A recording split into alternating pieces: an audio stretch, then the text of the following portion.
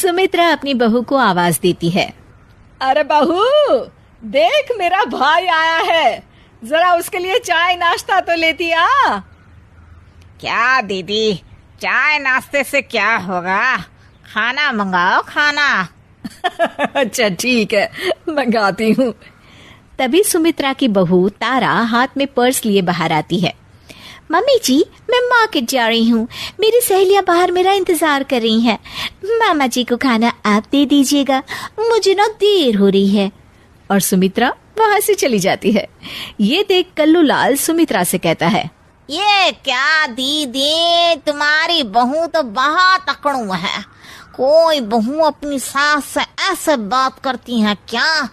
ये अगर अपने गांव में होती ना तो अपनी माँ इसे 2 मिनट में सीधी कर देती। तुम कहो तो मैं अभी माँ को फोन करके बुला लेता हूँ। अरे नहीं नहीं कल्लू, पहले का जमाना और था, अब जमाना बदल गया है। हमें बहू को अपनी बेटी की तरह रखना चाहिए। और वैसे भी ये किस किताब में लिखा है कि शादी के बाद लड़की की आजादी छीन कर उसे 4 दीवारी में कैद कर दो? उसे भी अपनी मर्जी से जीने देना चाहिए। अरे इसी का नाम जिंदगी है। ये सब छोड़, तू खाना खा। हाँ हाँ दीदी, बड़ी जोरों की भूख लगी है।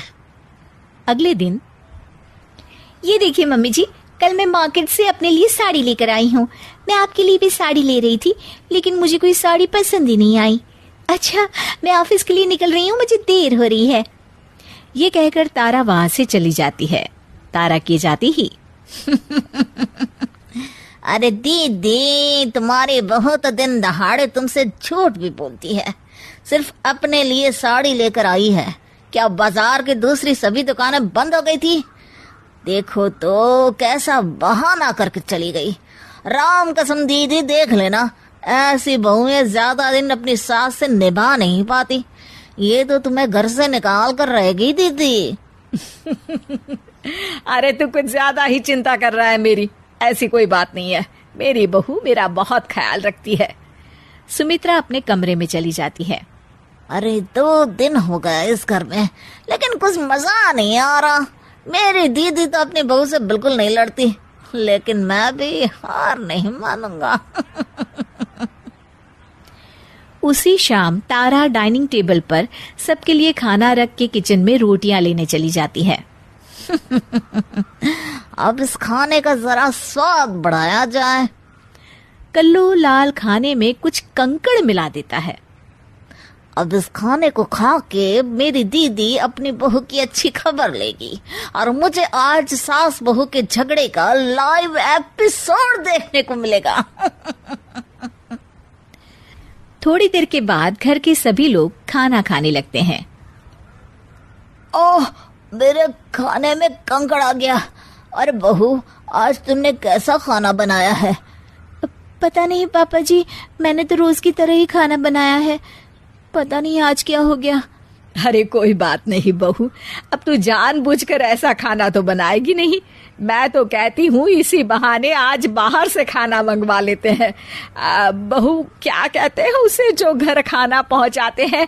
जुर्माटो? जुर्माटो नहीं मम्मी जी, जोमेटो। मैं अभी खाना ऑर्डर कर देती हूँ। अपनी दाल गलती ना देख कल्लू लाल का चेहरा लटक जाता है। अगले दिन गैस पर चाय चढ़ाकर तारा अपने कमरे में जाती है। तभी कल्लू लाल चाय में नमक डालने लगता है।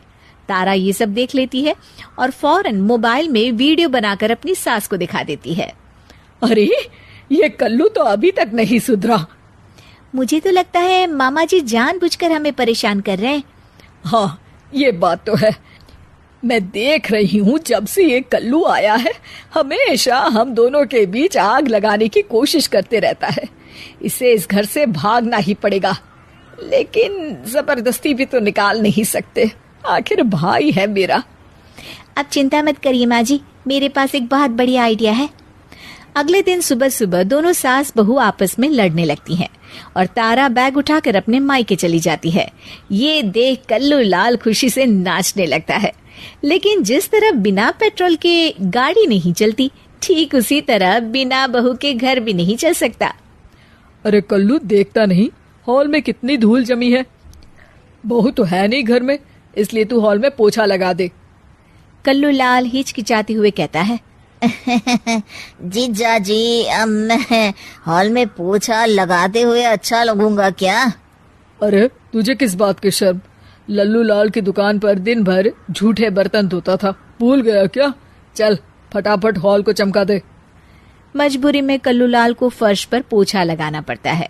अगले दिन, अरे सुन कल्लू। जी दीदी। देख कल्लू, खाना बनाने के लिए बहू तो है नहीं घर में, इसलिए हमें बाहर से खाना मंगा कर खाना पड़ेगा। और हाँ, रमेश ने कलकत्ता से अभी तक पैसे नहीं भेजे, इसलिए तुझे अपने पैसों से खाना खरीद कर लाना होगा।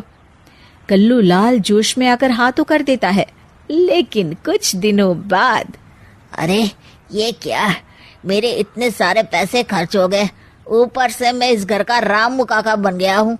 अरे मैं अपने पैसों से दूसरों के घर के खर्चे उठाओ, इतना बड़ा भी बेवकूफ नहीं हूँ। इससे अच्छा तो मैं फिर से लल्लू लाल के यहाँ जलेबियां तल के 4 पैसे ही कमा लूं। मैं कल ही बस पकड़कर अपने गांव चला जाऊंगा। अगले दिन ठीक ऐसा ही होता है।